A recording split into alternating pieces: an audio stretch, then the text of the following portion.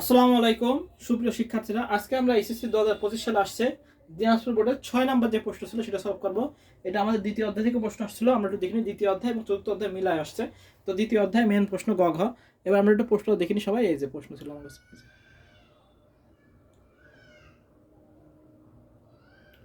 এইটা আমরা এখন সলভ করব। আচ্ছা, এই চিত্র 1 এবং চিত্র 2 দেখতে পাচ্ছি। চিত্র 1 কি উভয় দিকে যাচ্ছে, আর চিত্র 2 এ কি একদিকে প্রবাহ। ডেটার একদিকে প্রবাহ কি বলে সিম্পলেক্স, আর যদি দুই দিকে যায় তাহলে বলে ফুল ডুপ্লেক্স। এবার আসি, ক নাম্বার প্রশ্ন আছে কি আইপি অ্যাড্রেস কি। ক নাম্বার প্রশ্ন আমাদের আইপি অ্যাড্রেস কি, এটা চতুর্থ অধ্যায় থেকে আছে। আমরা জানি ক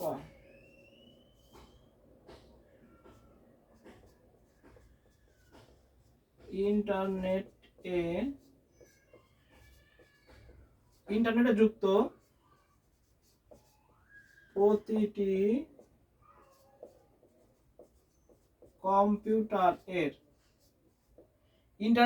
প্রতিটি কম্পিউটারের একটি নির্দিষ্ট ঠিকানা থাকে। একটি নির্দিষ্ট ঠিকানা থাকে। এই ঠিকানাকেই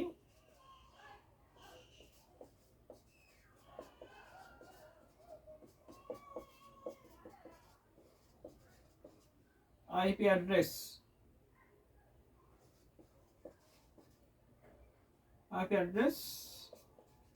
বল। কি বলছে, ইন্টারনেটে যুক্ত প্রতিটি কম্পিউটারে একটি নির্দিষ্ট ঠিকানা থাকে, এই ঠিকানাকে কি বলা হয়, আইপি অ্যাড্রেস বলে। এটাই আমাদের ক নম্বরের সংজ্ঞা।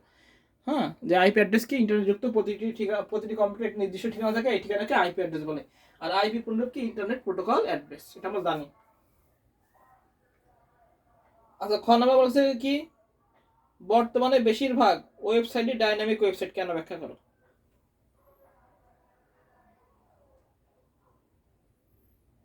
বর্তমানে বেশিরভাগ ওয়েবসাইট ডাইনামিক ওয়েবসাইট। আচ্ছা, খ নাম্বার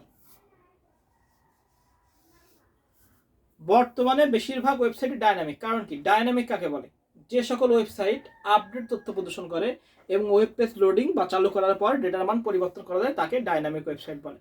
বর্তমানে স্ট্যাটিস্টিক্সের ডাইনামিকটা প্রিফার করে বেশি, কারণ আপডেট তথ্য প্রদর্শন করে এবং জনগণ কি তাদের মতামত প্রকাশ করতে পারে। হ্যাঁ, এই জন্য আমাদের বর্তমানে অধিকাংশ ওয়েবসাইটই কি ডাইনামিক ওয়েবসাইট হয়। মোটামুটি এরকম ভাবে লিখে দিলেই আমাদের আমরা দুইয়ের ভিতর দুই পেয়ে যাবো। ঠিক আছে, মেন কথাটা হলো যে ডাইনামিক ওয়েবসাইট কি করে, আপডেট তথ্য প্রদর্শন করে, স্ট্যাটিক তা পারে না। স্ট্যাটিক হলো পূর্ব থেকে তৈরি করে থাকে, আর এখানে ডাইনামিকে আমাদের কি হয়, আমরা চেঞ্জ করতে পারি, তথ্য কি করতে পারি, আমাদের মতামত দিতে পারি, কিন্তু স্ট্যাটিকে দেওয়া যায় না। বুঝতে পেরেছি, আপডেট যেমন গাড়ির একটা মূল্য আজকে একরকম কালকে একরকম, এই জন্য আমাদের ডাইনামিক ওয়েবসাইট কি করে বেশি প্রিফারেবল বা পছন্দনীয়। আমরা এইভাবে সুন্দর করে বর্ণনা দেবো, হয়ে যাবে। আচ্ছা, গ নাম্বার বলেছে গ চিত্র 2 এর ট্রান্সমিশন মোডের উদাহরণ সহ বর্ণনা করা আছে। চিত্র 2 গ গ এই চিত্র 2 এইটা কি আমাদের হলো সিম্পলেক্স। আমরা লিখব চিত্র 2 এর ডেটা ট্রান্সমিশন মোড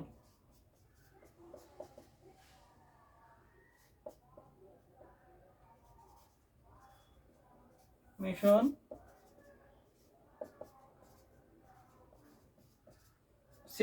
সিম্পলেক্স কাকে বলে, ডেটার একদিকে প্রবাহকে সিম্পলেক্স বলে। আমরা উদাহরণ হিসেবে বলতে পারি টিভি।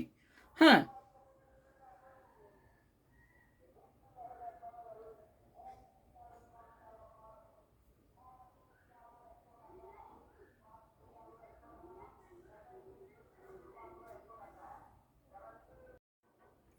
আচ্ছা বলেছে কি যে চিত্র 2 এর ট্রান্সমিশন মোডটি উদাহরণ হিসেবে ব্যাখ্যা করা হয়েছে। চিত্র 2 এই যে ট্রান্সমিশন, এটা কি একদিকে যাচ্ছে, তাহলে কি চিত্র 2 এর ডেটা ট্রান্সমিশন মোড হলো সিম্পলেক্স কি ডেটার একদিকে প্রবাহকে সিম্পলেক্স বলে, যেটা রিটার্ন করা যায় না, অর্থাৎ ডেটার একদিকেই প্রবাহ হবে।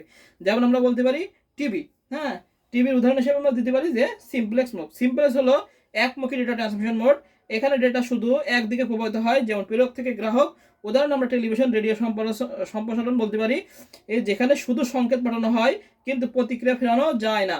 গ্রহীতার ওপর ভিত্তি করে